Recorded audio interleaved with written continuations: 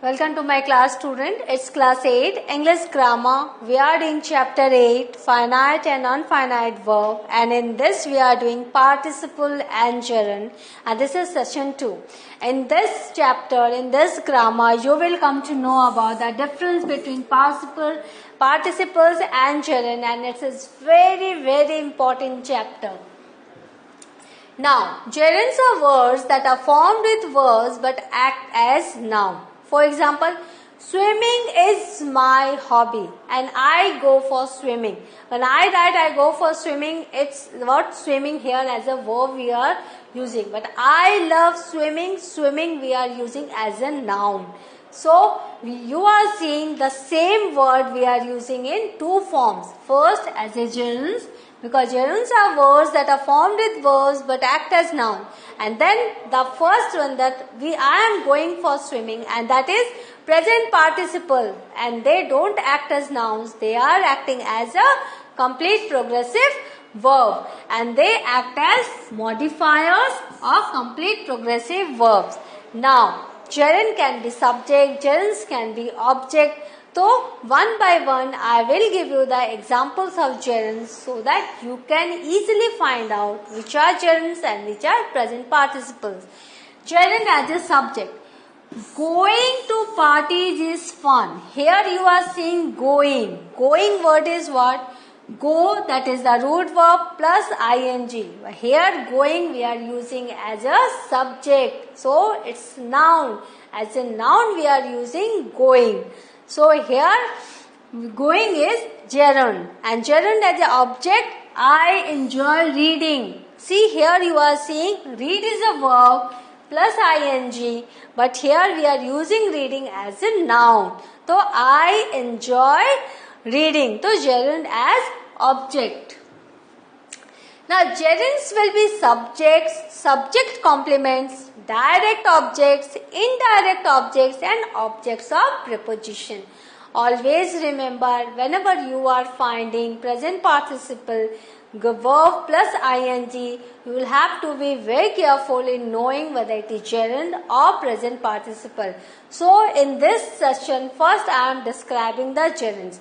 What are the different forms? Gerunds can be subject, gerunds can be object, and you will have to understand whether it is gerund or it is participle. Now, my first love is teaching. Here, teaching. Teaching is what? My first love. So, teaching we are using here, teaching as a subject complement of the verb is. What is my first love? My first love is teaching. So, it is as a subject complement of is, we are using the verb with ing, and this is gerund. I give teaching all of my energy and time. So, I give you, I give him, noun and pronoun. So, as a noun we are using this teaching. So, teaching is an indirect object of the verb gives. So, here we are using teaching gerund as an indirect object. I am devoted to teaching. Now, to is a preposition, object of preposition is here teaching, and this is also gerund. Now, gerunds after the following verbs. There are some verbs after that we use gerund, and I have taken only 3 or 4 examples because there is a list of verbs, and if you go through your grammar book, you will find many words like that. First, admit. He admitted having driven too fast. So, yeah, having is used as a gerund. So, having driven too fast. Now, avoid. They avoid going on holiday on Saturdays. Here going is again gerund. Now carry on. If we carry on sleeping, we are using this as a noun. After verb we are using. So these are all gerund. Now gerund after special phrases. To be busy. He is busy reading the paper. So reading is here gerund. Don't mind. I don't mind telling them my opinion. Here telling is also gerund. These are not progressive. We feel like having a cup of tea. So this is also gerund. So you are saying what is gerund? Gerund we are using as a noun. We are using as a noun, not as a participle form and a progressive form. So whenever we are finding it as a noun, verb plus ing, we will have to understand that this is gerund. He is busy with me. So with me, so he is busy reading the paper. So here the thing is that as a noun we are using this reading the paper. So reading here is gerund. I don't mind telling them my opinion. So here telling is again gerund after some special phrases. There is a list of the phrases, but I am giving you 3 or 4 phrases like that. Now, what is present participles? Here you have seen gerund, verb plus ing that we are using as noun. Present participles, Ajay and his friends were swimming at Juhu beach. Were swimming. So, this is what? This is past progressive tense. So, swimming is a present participle completing the past progressive verb. Were swimming. So, this is not gerund. This is present participle. A great white shark ate our swimming coach. See here, swimming coach. Here, swimming coach is using as a modifier. So, swimming coach as an adjective we are using this swimming. So, this is again present participle as a modifier. So, we use present participle in a progressive tense and as a modifier, but we don't use that as noun. So, present participle modifying coach. Well, coach of which sport? Swimming coach. Now, we practice in safe swimming pools. Now, swimming is again modifying these pools. What type of pools? Swimming pools. Now we don't go to beaches. So we practice in safe swimming pools. So whenever verb plus ing is using as an adjective, present participle using as an adjective, that is present participle. Right? So here swimming is using as an adjective. So we see like gerunds, present participles also form from verbs, making them verbal, but they are not used as nouns. They are used as adjectives or when forming verbs in a progressive tense. So always remember, if I am teaching you, here teaching is present participle and teaching is my profession, here teaching is gerund. So try to understand how the same word can be used in both the senses, but you will have to understand which particular sense is described there. So, in the next time, whenever you will think about any words like that, please pay attention to the sense of the sentence. Now, some exercises. Point out the present participle and gerunds in the following sentences. He has ruined his lungs by smoking. Here see, smoking is used as what? He has ruined his lungs. Here there is a complete tense that is present perfect. By whom? By smoking. So smoking here as a gerund we are saying. We can say smoking is here as a gerund. Now, asking questions is easier than answering them. Asking questions. Here, it's very easy to ask questions, but if the sentence will be, he is asking question to him, then asking there is present participle because it is in a progressive sense. But here, asking questions, it is used as a gerund. Asking is used as a gerund. And answering them is also here the word answering them. Asking question is here gerund and answering them is here again gerund. Now, we saw a clown standing on his head. This is also standing is also gerund. He hates spending money. He hates what? Spending money. So here again it is gerund as an object. Waving their hand, the spectators cheer the runners. So what is the manner, what the